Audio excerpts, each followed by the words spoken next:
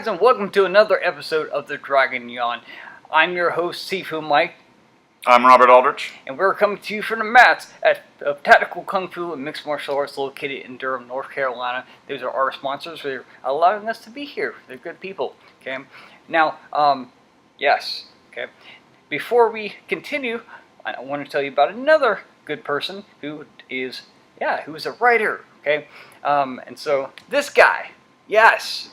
He's got books, he's got a website, he's got all kinds of good things, but I'll let him tell you about that. My website is teachthesky.com. My books are many. I'm currently promoting Rokaiju, about a young girl who saves the world through the power of rock and roll, and a giant lizard.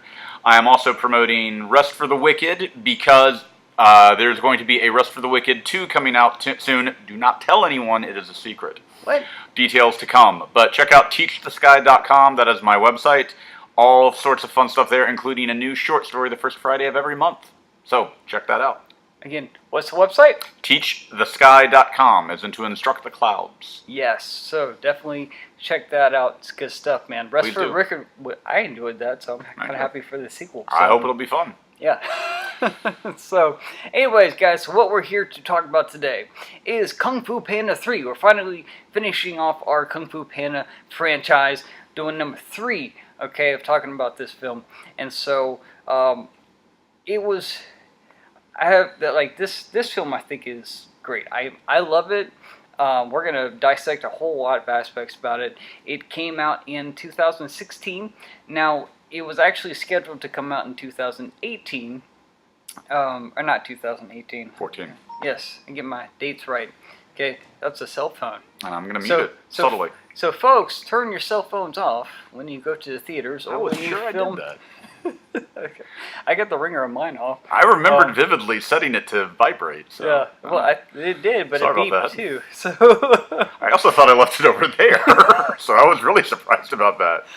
Yeah, it's been a long day, folks, but we're here, and so are you, so it's awesome, right? We're here to talk about Kung Fu Panda 3. Yeah, scheduled to come out in 2015. Now, originally it was scheduled to come out at the same time as Star Wars The Force Awakens. So they pushed it back a month to January 2016, so it wouldn't compete. Boy, the hell out of that. Yeah, and I honestly think that might have been a mistake, because 2016 was a phenomenal year for the box office. Just in kids' movies alone, we have Finding Dory, we have Moana, we have Zootopia, we have The Secret Life of Pets. I mean, it's just, I like that movie. Did you? Yes. Okay. I mean, I like them all, but I honestly didn't see it. So. Oh, it's pretty good. Oh. But it's a stacked year for a lot of really good kids flicks. And January is traditionally not a good month to release any film if you want it to be successful. And so I think if they really wanted to be successful, they should have pushed it earlier and release it even a week before Star Wars would have been fine. Maybe. I think it might have still done the same amount of money, because box office wise, it actually made the least out of any of the 3 films, and that was only by 110 million. Still freaking a lot of money, right? You got to think of the first more than I've got on me. Yeah, I mean the first one made 600 million, so I mean this is a financial successful movie, so not to take away from that, but and they did spend more time making it, but unfortunately it didn't do as well in the box office. I think I read somewhere they wanted to coincide with Chinese New Year, which kind of probably was a good idea, but Year of the Horse, I think, 2016. I don't know. Gosh, I should have looked that up. The only reason I think of that is because I believe Transformers released anthology characters that were Year of the Horse for that, and so. But yeah, so if you're not familiar with Kung Fu Panda 3, it takes place an indistinct amount of time after Kung Fu Panda 2. All of the original cast is here: Dustin Hoffman, Jack Black, obviously, Lucy Liu. What is her name? I don't know. The Tigress. Oh, Tigress. Angelina Jolie. Yeah, who once again establishes that she is very good even when she clearly just is phoning it in. Like literally, you can phone in voice acting. Yeah. I mean, I've seen people do it. Now, I'm pretty sure they were in a booth. This was partially filmed in China, and so it's like a split between the studios that actually did it. But like you can literally, I think Paul Bettany, when he was doing the voice for Jarvis in Iron Man and Iron Man movies, there were literally times where he was on the phone, literally phoning in his performance because it's just voice. And so like you can do that. I honestly think that might have been what Jean-Claude Van Damme did, because he has a credit as Master Croc in this film. But like, if you watch the film, all he does is he's like you know, that's it. But it was directed by the same person who directed the last one, but she was assisted by a guy named Alessandro Carloni. That's the guy. Yeah, he could pronounce stuff a lot better than I can. But it's still better than I can. He was also a storyboard artist. This was his first major film debut, and actually I think that he really helped things out. It is an amazingly beautiful, beautiful movie. It is probably the best looking film out of the entire franchise, and honestly I feel like that is underappreciated and lost on the target audience, because the target audience is like 5-year-olds. Right, but this movie, freaking, like, to fully appreciate it, you got to be a little bit older. You got to know about it. I liken it to giving a 5-year-old a $100 bill. Right, they're not fully gonna understand how much ice cream they can buy with that.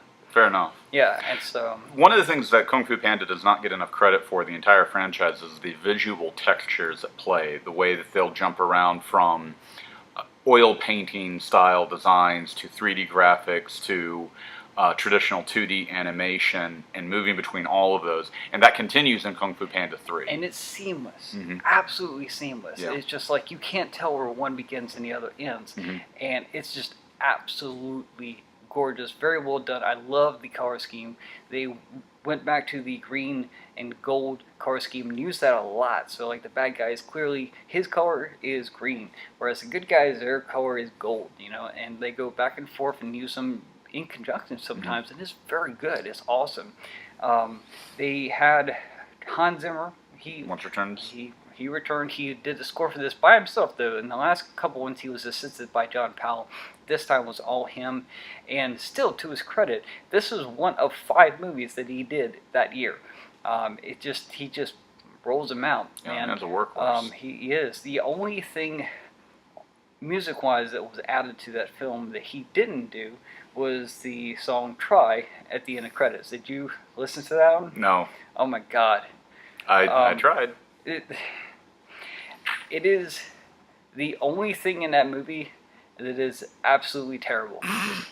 Hands down. I have nieces and nephews, and I know about kids' music. I know how it's like a dime a dozen. And sure, they got some very popular Asian pop stars to sing that, but it is cookie cutter music that just has no quality, doesn't add anything to it, and immediately takes me out of that universe. And they ended on a great note. They ended with that cool rendition of Kung Fu Fighting, where they talk about Chi and everything like that. So I was like, yeah, and then all of a sudden this song plays, and I'm like, what? I went from being all cool in this world to like, I want to murder somebody. This is terrible.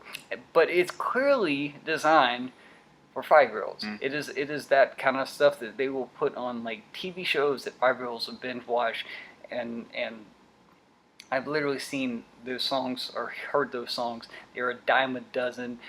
I hate them, and I think any parent would also hate those songs because they hear them all the freaking time. You know, it's just... I'm with you, but I can't play musical instruments, so I ain't going to throw no shade at no magician. I can, man. I'm telling you, there is no musical quality to that. It is absolutely fundamentally terrible. There's like 7 like Chinese pop stars behind us, aren't there? About to just drop an elbow. I'm fine with that. It's just, but, I mean, I don't even think they wrote this. I think they were just like, talk about putting in a performance. They were just like, here's these words, right, that we literally just farted out. Sing these things, please. Do it in one take, and that's all you need. Hey, look, you know, I'll do that for like lunch. These people probably got paid $10,000 for that. That's true. That is literally it's funny as is. Yeah. They just got money for it. So I think that song is just absolutely terrible. Understood. That hinders any desire for repeat viewing, because as soon as that thing hits, like if I'm in a theater, I'm like, I want to get out. Well, as soon as they, maybe that was the idea. They were trying to encourage the kids to leave, so the parents didn't have to drag them. No, that was the whole thing. Is that the kids loved that song because it's really cookie cutter kind of like. I can't say it. Can't say it. Anyway, let's talk about the movie and we got two new people who were added. Well, actually, we got several new people who were added to the cast. But there's two that I want to really highlight. The main villain, the villain is Kai. He's played by J.K. Simmons, and I freaking love that guy. Oh yeah, I mean, If you don't recognize the name, largely shame on you. But he's probably most famous for playing J. Jonah Jameson in the first 3 Spider-Man movies. Oh my god, I love his rendition. But he's actually probably his best, most popular role is as the Peanut M&M from the M&M commercials. Is he really? Is that him? It's him, oh my and god. it's always him. I didn't realize that. Even through the most recent commercials, because it's easy money, and he enjoys playing that dopey character. Oh my gosh, that's hilarious. So yeah, it's him. And he was also in, there was that jazz movie that took the Academy Awards by storm a few years ago. Push or something. I'm not really sure. He played a jazz instructor. I know he was also in. Is it Man of Steel? No, it was Justice League. Justice League. Yeah, he played Commissioner Gordon. I'll be honest, I haven't seen that film. You're missing very little. I know, that's why I haven't seen it. Good man. Tremendous voice act. He is. Many people do not appreciate how hard voice acting is, and how much of it's about as different from screen acting as screen acting is from stage acting. But it's also very similar to like acting in front of a green screen. You hear about any kind of interviews from actors who are first time doing it, they're like, man, it's really hard to try to visualize this stuff happening. Well, imagine being in a sound booth and you got nothing, right? They don't even have, like, in some cases, like I think in Avengers Infinity War, they would have a person who's going to be a green screen, but they hold up like pieces of cardboard or whatever so you can get the right eye line look at them. In a sound booth, they got nothing. They work with nothing. They're just given the lines and given, hey, this is kind of sort of going to happen, so just record this thing and we'll see. That being said, though, he does an amazing job. He does an amazing job, and he's a very good voice actor. There's a whole lot more scripted humor in this, so there's a lot more for them to play with. Yep. The script, I think, was very solid. Yes. And definitely. It definitely they went back to the things that worked very much for the first film, which was allowing their actors to kind of breathe a bit and be in their characters more. Like, I love the lines that Seth Rogen has as Mantis. They're He's phenomenal. more prominent in the film than in previous ones, and Jackie Chan as Monkey is as well. Yeah, he's got more lines and he's more of a presence. And we were kind of picking on Angelina Jolie earlier. Tigress, she doesn't have as much character as in, say, the first movie, but she's got more character than the second movie, and she's more present. The little relationship she's got with the little child, that's really adorable. There's not a lot there, but it's very clear that they were trying to give the character some new life. And that was the character that had like one line in the entire film. She kept repeating it, and you're like, oh, it's so cute. Yeah, and it was. Yeah, and so there's that, and I can't. Like, some of the lines that Joe Rogan, or not Joe Rogan, wrong Rogan, sorry, so many Rogans. One of them's talented. Rogen, yeah, the other one's bald. I'm not throwing shade for that one. I'll throw shade for other reasons. But yeah, so he was like, "Oh my god, just like the line." I'm pretty sure he came up with the whole "fear the bug," And throughout the entire movie, they're making fun of like. Thorax of making sandwiches and antenna of power, and at the very end, wings of disagreement. Yeah, so like, antenna of fear. It's just, I freaking love that character. Mantis is great. So many great lines. The other person is Poe's dad, or Poe's other dad, because he's got two dads. Yeah, that's the thing. Yeah, that was what registered with me greatly. So the second dad is a panda, his biological dad. His name is Lee. He's played by Bryan Cranston, who I honestly don't know anything about. Breaking Bad, He was also the father in Godzilla. Is he really? Yes, he was. Oh. And if you have not seen Godzilla, man, they killed the wrong person because they totally should have followed him. And he gives an acting clinic in that movie. And in this movie, again, now Bryan Cranston isn't quite the voice actor that say J.K. Simmons is, but he definitely has a presence that they lean into. Yeah, he is very good, but I'll be honest, man, I can't help but listen to him and think Adam West.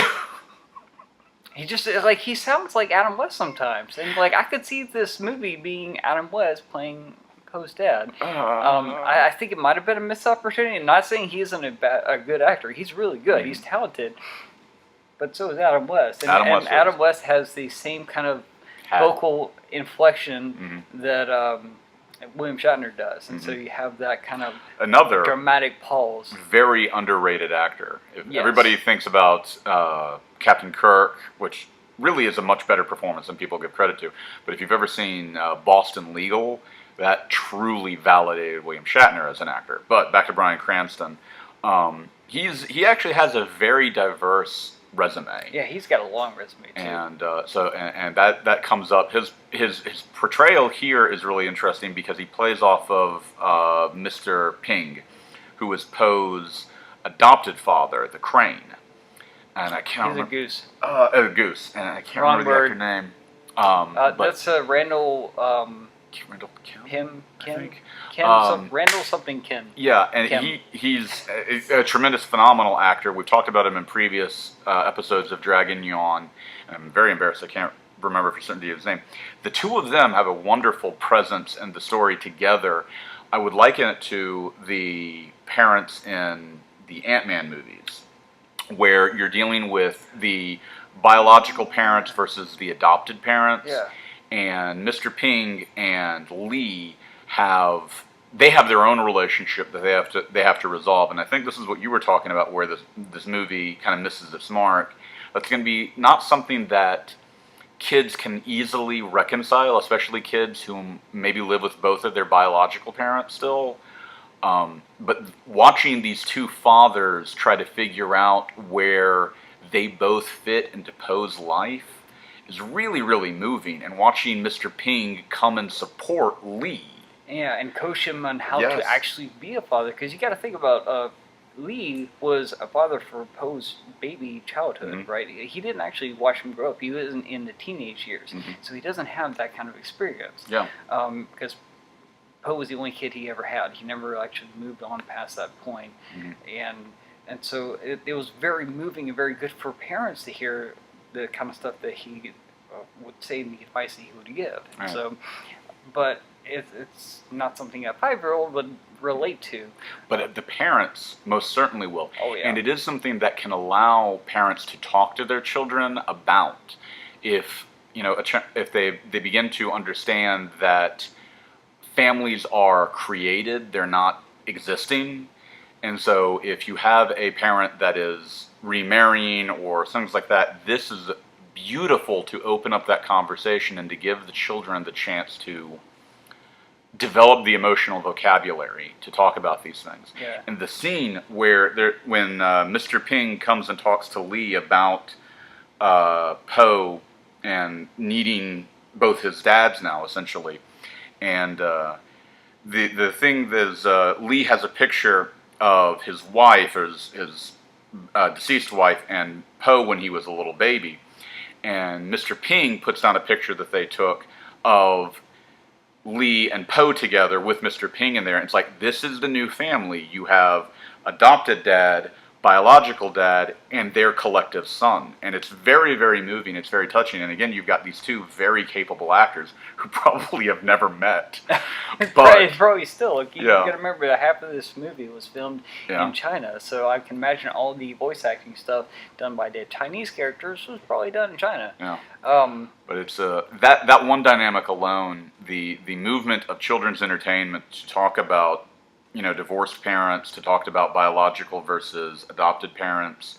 And to talk about the necessity of family, and family being something that you not only can't choose, because you can't choose who your biological family is, but you can also choose who is your family, your adopted family, right? And that can be just as important to somebody. And there's a beautiful scene where they're all gathered in a circle and they're trying to give chi and stuff like that, and they're going through what they are and what they've learned from Poe, yeah, essentially, and like the who they are as a person kind of thing. Yeah. And when they get to Mr. Ping and he just puts out his wing and he says a family, and I'm like, oh my god, yeah, I freaking love it. Like I love this movie. it's a good movie But on yeah, many levels. on many levels, there's a whole lot of what I almost refer to as fortune cookie wisdom, and they play up on some of these things, and some of them they don't. Like there's one line at the very beginning that Oogway says, "The more you take, the less you have," and I really wish that was something that they kind of brought up more instead of just kind of dropping it and putting it there. That firmly falls in line with the cookie cutter's wisdom. Oh yeah. And Oogway is prominent in the movie once again. He's a really, really wonderful character. And again, he's played by, oh gosh, he played the Keymaster in the second Matrix movie. I can't remember the dude's name. He is a watch the other Dragon one. Yeah, Dragon Yawns. We got that covered. Right, but he talks about he's a very decorated actor both in America and abroad. I think it was like he was one of the first Asian Americans to play in a mainstream Shakespearean play. Like he's a really accomplished stage actor. Maybe that's the Randall I'm thinking of. I think so. Oh God, I feel Guys, we're totally wrong. Embarrassed about these names. Yeah, you know what? I call most of my students Eli, so it's fine. And that kid hasn't been here for a Oh, yes. Look, he still calls people Eli. Um, Until we get another Eli, he's going to keep doing that. Probably. But they come back to the more you take, the less you have throughout the movie, but they're not more specific about it. In Kung Fu Panda 1 and 2, they've recited these morality lessons so that the audience can pick up on the tale. They're not quite that heavy-handed in this movie, but it does kind of feel like you could easily overlook. Oh yeah, there's a lot of stuff there. In fact, actually, there's a line that I can't tell if it was which came first. Like there's the rendition of Kung Fu Fighting, right? That uses this line, but I don't know if the line was written first and then the song, or the song and then I don't know which came first. But they said before the battle of the mind. Before the battle of the fist comes the battle of the mind, right? And that is very true when you think about it in sports. Most sports are about 90% mental, and you can have all the technique in the world, but if you think you're going to lose, there's a good chance you've already lost, right? And so you don't want to have that in your mind. And that's the case for a lot of things in life too. It's almost about having that confidence that you're going to be okay in what you're going to do, because if you don't believe in yourself, then things are not going to go as well for you because you're thinking that, oh man, this is already bad. It's like that self-fulfilling prophecy kind of thing. And so that's one of the reasons why I always try to stay positive and always look at the positive aspect, because I want things to be positive. And looking at other stuff is just it's depressing. Don't want to do it, And so that's a really good one. I do really feel like this whole movie is geared more towards the teacher, the instructor, which is another reason why I think like 5-year-olds don't really get it, because they're not ever going to be in that role until much later on in life, if they ever want to. And the thing is that when you look at movie characters as far as relatability is concerned, like everybody relates to Poe in the first movie. Poe's the fanboy. He's heard all the stories, knows everything about all these martial arts, but has no idea how to do them. Okay, and then he gets introduced to that world, and then he gets introduced to learning Kung Fu and martial arts. Everybody can relate to that. Not everybody can relate to, oh, you're having to be taught, or you're having to teach people instead of learning new stuff, and that's very much going to be lost on 5-year-olds. And even if parents pick up on that, they're going to be like, well, I'm going to show my kid Kung Fu Panda, the first one, because why spend all the money to go see this film again when I can go to that one? They like it more because they relate to it more. And I think that's why it wasn't as financially successful. But like I said, for me, for my money, I love this film.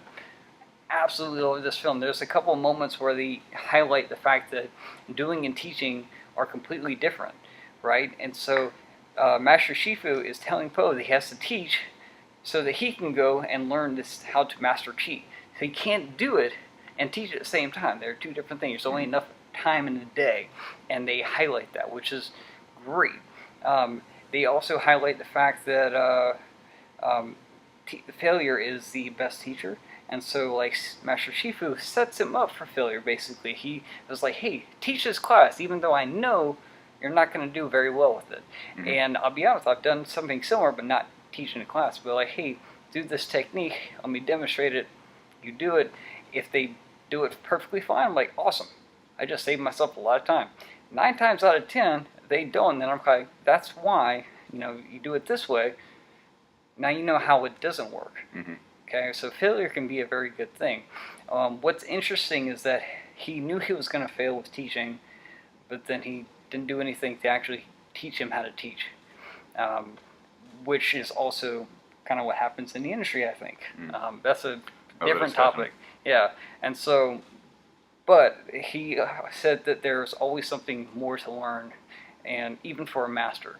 And so I think that's beautiful, always learning, because like the moment you stop trying to get better is the moment you start getting worse, in my opinion. Mm-hmm. So I'm always trying to learn new things. What was your take on that?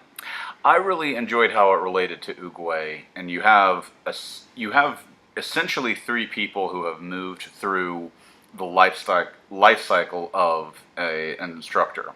You have Po, who is becoming an instructor. Shifu, who is kind of graduating to a higher level instructor. You have Oogway, who is a master, even though he's moved on into the afterlife and he's in the spirit realm and whatnot. There's a scene towards the end of the movie, spoiler alert. Oh yeah, spoilers. Sorry. Po and Oogway are talking, and Po says something to the effect of, I'm going back to the real world. Like, is that possible? Can I do that? Can I return to the mortal realm? And Oogway says, I don't know. I haven't tried. And they do such a great job of framing Oogway as very much still a student as well, and trying to be a student. He looks forward to learning things. He looks forward to trying new things. And going back a little bit earlier, you're talking about Po as a fanboy. One thing that is easy to miss in the film is the villain, Kai, is jealous of Oogway on multiple levels. And when he returns to the mortal realm, he says to these 2 peasants he comes across, he says, do you know who I am, essentially? And they don't. And so he rattles off all of these names, these euphemisms for himself, the Widowmaker and other such things. Such a running gag. And they don't know him. Yeah. And later on, when Shifu and the rest of them find out that Kai is coming, none of them have heard of them. Right. They can't go through and they can't think of it. When he finally meets Po in person, Po knows who he is. Po knows all of his euphemisms, and it comes back to Po is such a fanboy, but he's a very well-read, very knowledgeable fanboy. He knows this stuff. I feel like that was an opportunity missed, though, as far as the comedy is concerned, mm-hmm. because in that scene, he was pretty much, Po was the same distance from Kai as he was in the last film, mm-hmm. where he was like spouting off something, and like Mr. Shin was kind of like, what do you say? Can you hear? But like, I really think, I thought for a moment they were going to bring that back, but apparently they can hear each other over ice, so like maybe that was the big difference. But couldn't tell you. They were the same distance apart, and so, but they did highlight the fact that you want to learn more, because one of the quotes that they have, and I freaking love it, is that if you only do what you can do, then you'll never be more than who you are right now.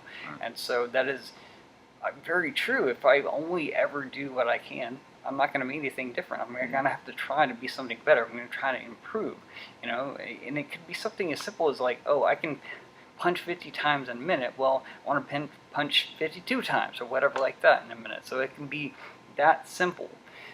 Always trying to improve, always trying to get better as you go along. I really enjoyed the idea, the notion that people will say, I like who I am now. Great. Imagine who you can meet to be yourself tomorrow. And then the other side, especially people who say, I don't like who I am, I wish I was someone different and everything, is like, how do you think you become a better person? You don't, there's not like a ray of light that'll hit you and suddenly you become somebody. There's not a magic wand that taps you and suddenly you become, you are who you practice to be.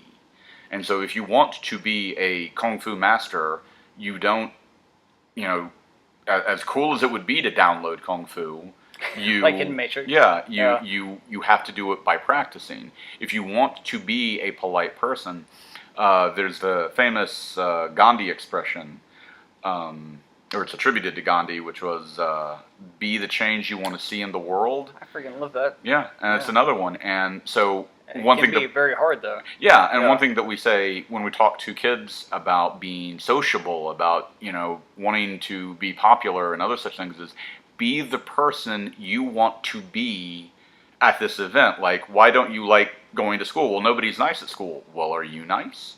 Nobody's friendly to me. Are you friendly to other people? Be the person you want to be. And that goes back into the, if you only do what you can do, then you'll never be more than you are now. And it also plays into a mimicking. There's a social aspect of, like, if I want somebody to like me, I'm going to like them first, right? If I want them to do a certain thing, then I do it first, and they follow suit. I mean, there's a big thing about mimicking and body language and stuff like that that people respond to. If they're going to be aggressive to me, I might be aggressive to them. If they're going to be disrespectful to me, I'm going to be disrespectful to them. It's all a matter of, like, you really have to be what you want other people to treat you. You have to treat you have to treat people like you want to be treated, and it's simple as that. Back to Kung Fu Panda, one of the things that he did eventually was teach these pandas, this panda village, the same way that Sifu taught him. What I found interesting was that wasn't his first go-to move. Right? For some odd reason, like most people, when you think of teaching, if they've never taught before, if they've never learned how to, never been told how to, they're just trying to figure it out, they're 9 times out of 10 going to fall back on what was done to them.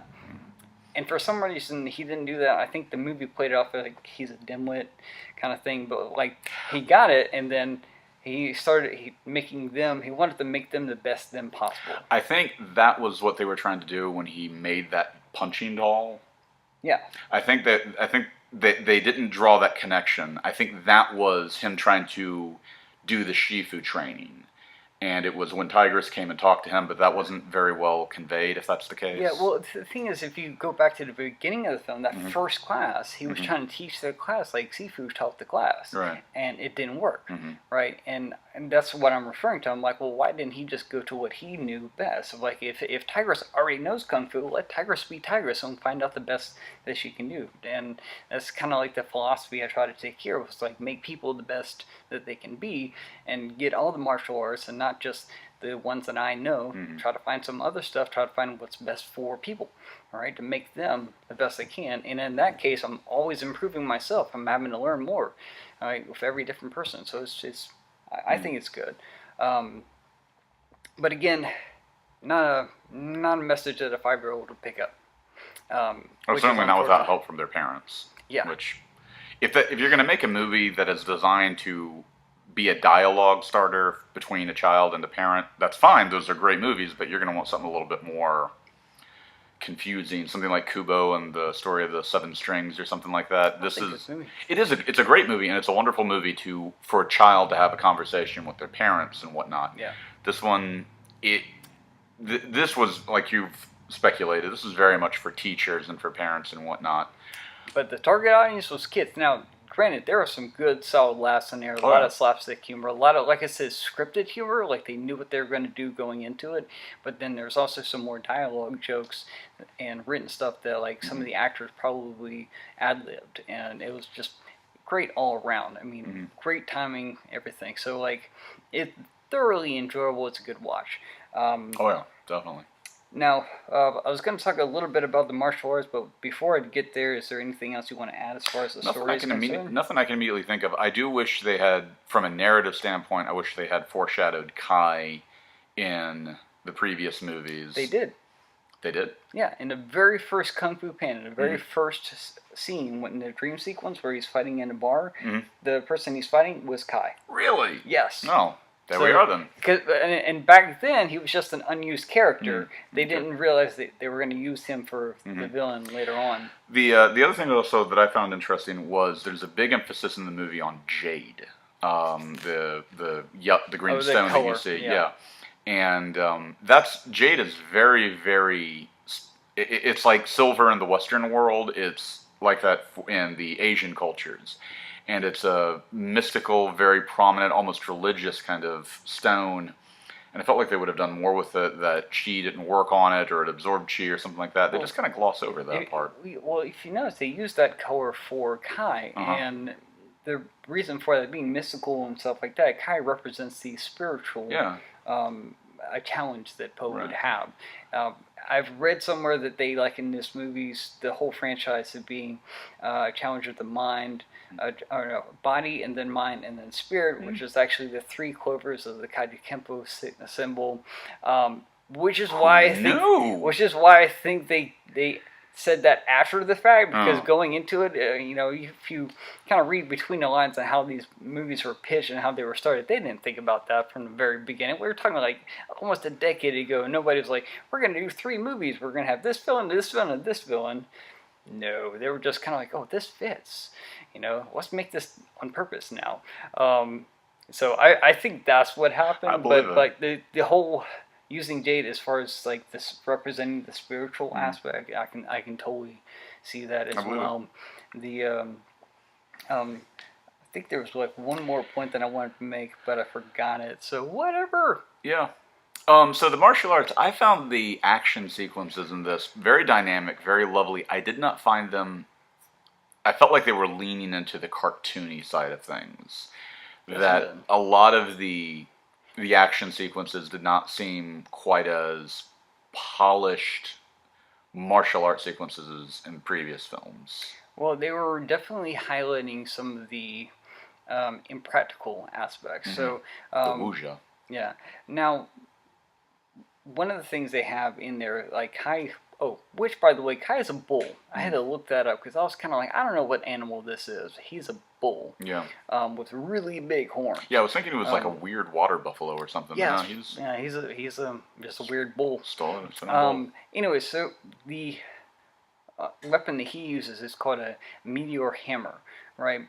Now, that typically it's very similar to a rope dart, and how he uses it is kind of similar to a rope dart in that he holds onto the end of it. Now, there's some very subtle differences between the meteor hammer and the rope dart. Every single one of them, though, is a two-handed weapon for one. Like he uses it. We need to take a step back here because you're hearing meteor hammer, you're hearing rope dart. It's neither of those. Yeah, basically, it's Kratos from the Gods of War franchise. They're these 2 big-ass swords on chains. So it's not a hammer and it's not a dart, and yet. Well, they're not long swords. They're like, there's. Yeah, they're like Arkansas toothpicks. Yeah, it's just.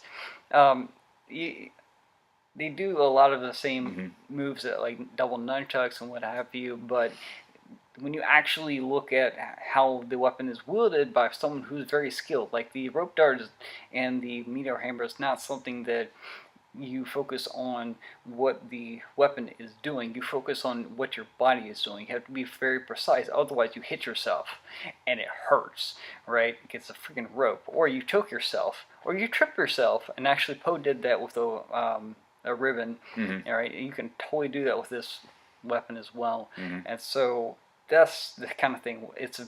You need the 2 hands, one to throw, one to pull.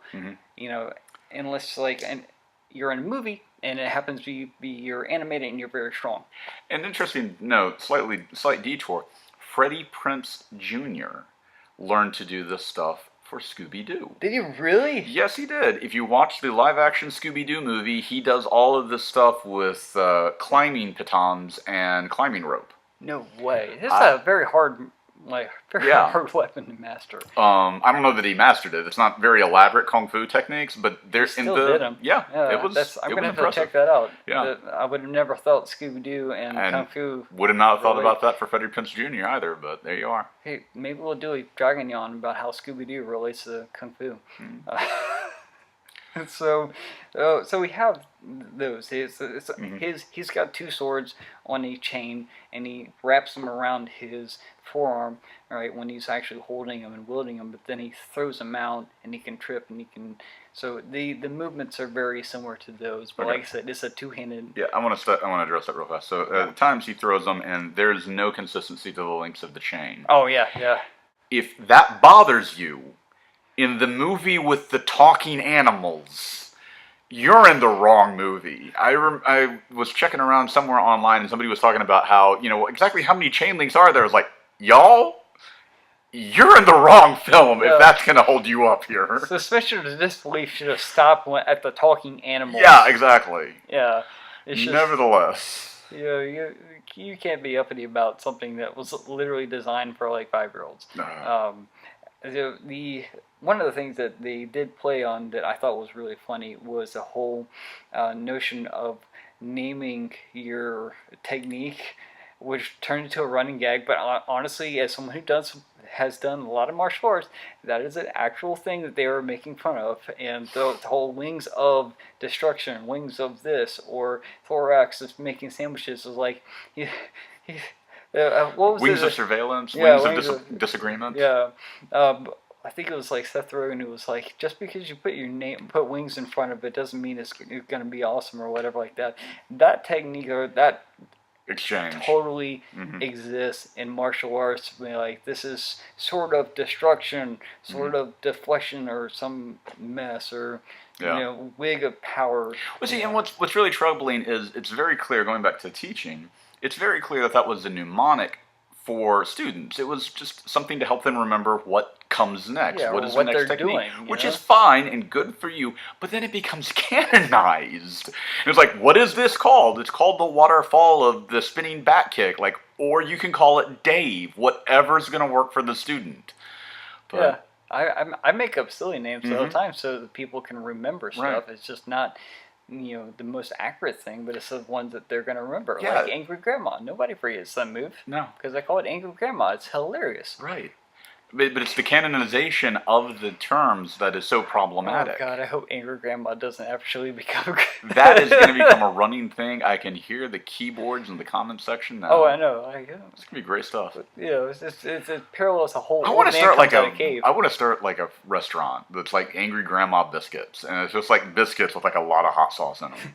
Biscuits of hot sauce. Yeah, biscuits of hot sauce. Biscuits of gravy. Yeah, we get biscuits of sausage. Now I'm getting hungry. It's breakfast for dinner can totally work. Used to eat that all the time. Used to love it. What do you mean used to? I still do. The Bojangles right up there. I know, right? I go to Bojangles all the time, man. You can order. Okay, FYI, you can order bow round at any time, and they will make it. I've gone in there at like 10 o'clock. They were about to close. And I was like, can I get some bow rounds? And they were like, can you wait 5 minutes? I'm like, yeah, totally. I'll wait for 10 minutes for bow rounds. So I to this day, I don't think I've ever had their fries. Like, I've always just had bow rounds.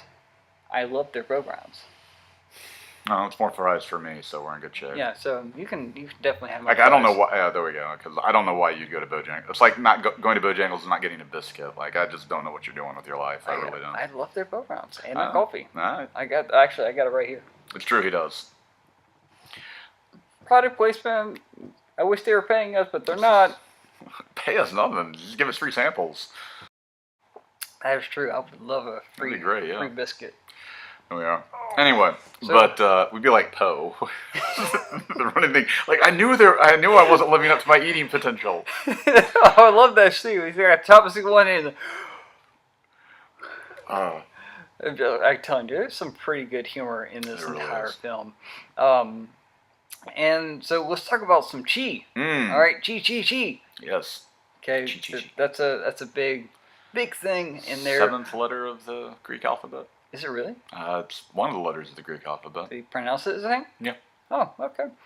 But so in the movie they describe chi as being the energy that binds us all, that is found within everything, right? Mm-hmm.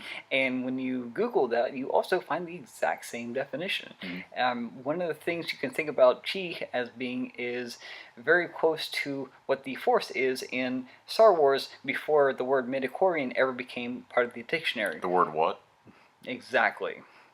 But yeah, so you can think of chi and the force being about the same thing. If you're part of the Japanese martial arts scene, ki is the Japanese word for it. And if you're into the Indian martial arts scene, for the one follower we have that's doing Kapale Parayetu, or however you pronounce it, sorry, Pakua. I'm not even trying. Okay. But I can barely pronounce English. You're going to find it in a lot of the martial arts, the internal energy within you.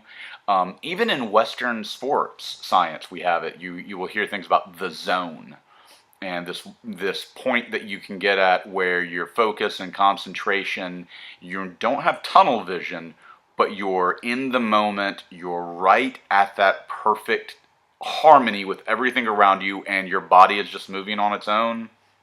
That's part of chi. Yeah, I mean, the chi, there was a Chinese philosopher, this is in my research, I don't have the date or the name of the philosopher who wrote this, but he was basically saying that the word chi is used to describe anything that nobody else can describe. So it's like, if you can't understand or know why this thing happened, well, call it chi. You know, it's hand chi, or, you know, tree chi, or whatever kind of chi. So it's, you can almost think of it as being like magic. Like, it's these unexplained stuff like that our science hasn't explained yet. So and that's the thing I want to talk about. That I want to address that because it's not thing science hasn't explained yet. There have been studies into chi that you have various universities in China, Korea, Japan, other nations that have studied this stuff, and they have validated it to a certain extent. There is clearly something to acupuncture and acupressure. They've established that the human body has an electromagnetic field. It's subtle, it's small.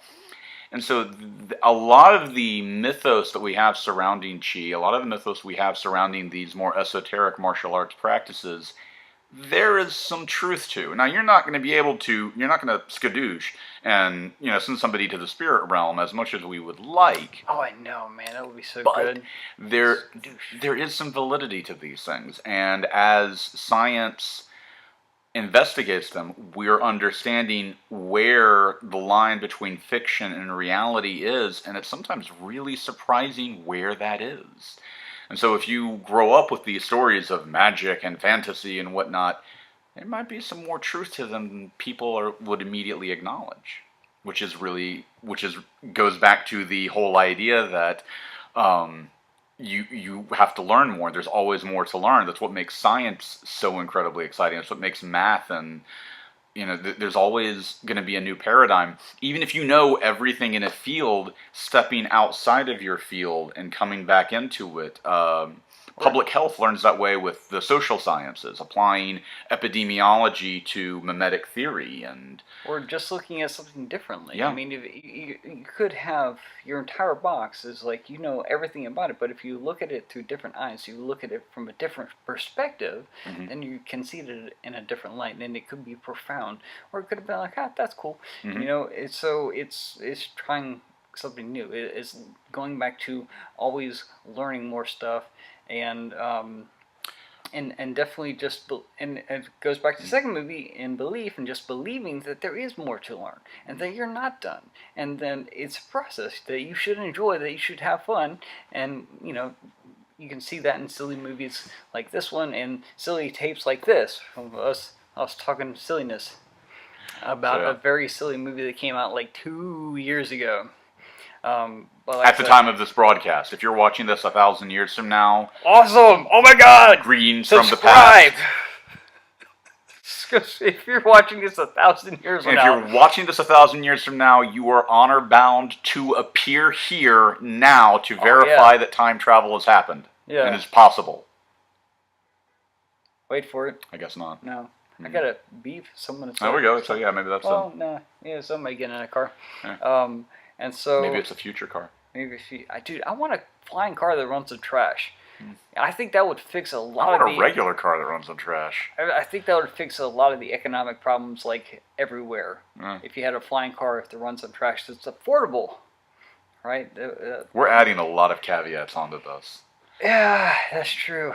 And so, but there's always something more to learn. There always is. Oh, so this has been a good one, right? I think so. You have anything more to add to the chi, like I said? No, but all of these three movies really don't get enough credit for being excellent, for being visually dynamic and incredibly distinctive. Because the Kung Fu Panda movie is not like a Disney movie. It's not like the rest of the DreamWorks movies. These are very, very unique films. Voice acting is a step above. Really good action. Just everything about them is The excellent. voice acting is really good in the films. There are some TV shows that have some different people in it who are, they're good, but they're not like, Dustin Hoffman or Jack Black or anybody like that. So if you go into Netflix, type in Kung Fu Panda, you'll see a lot of different shows, which are good in their own right. But they're not the films. They're not as well done. The quality isn't there. It's more on the level of, hey, 5-year-olds are gonna binge watch this. This is great. That's fine. Huh. But it's not like visually amazing like the third one was. Like the third one was like, oh my god, visually amazing stuff. So yeah. So if you haven't seen them yet, check them out. If you have seen them again, go watch them again. Oh yeah, several times. In fact, I think So much to catch. I watched that movie like 10 times leading up to this thing. It's only an hour and a half, right? So it's a good watch. And like I said, the laughs are solid, man. There's a couple times where I definitely laughed, especially when they broke the vase again. Yeah, there's just a lot of really good stuff. And they kept bringing out that sight gag where they kept smushing the face as they're running into things. Lots of good stuff. They play up a lot of the jokes that were set up in the first film. They revisit those, which is why it's funny. You can almost skip number 2 and watch this one, but I still recommend it. There's still so much. Yeah, good there's about the still really good All stuff. three of them are really good. Yeah. So check them out. Yep. Definitely watch And them. subscribe. Hit that subscription button. It should be like right over just here. Yes, right here. Hit the it's subscribe somewhere below. and hit that little bell Right. button over here or right over there. Hit the little bell button so that you get updates and you get notified every single time. Stop flashing Vulcan gang signs. I'm a Vulcan, man. We got a theme song now, man. Oh. I'm working on one. Been spending most of our lives living on the Starship Enterprise. Oh, wow. We come in peace, but no surprise. We shooting phases on the Starship Enterprise. I'm out of this. Oh, we're done. All right. Beat me up, Scotty. Just Spock and me.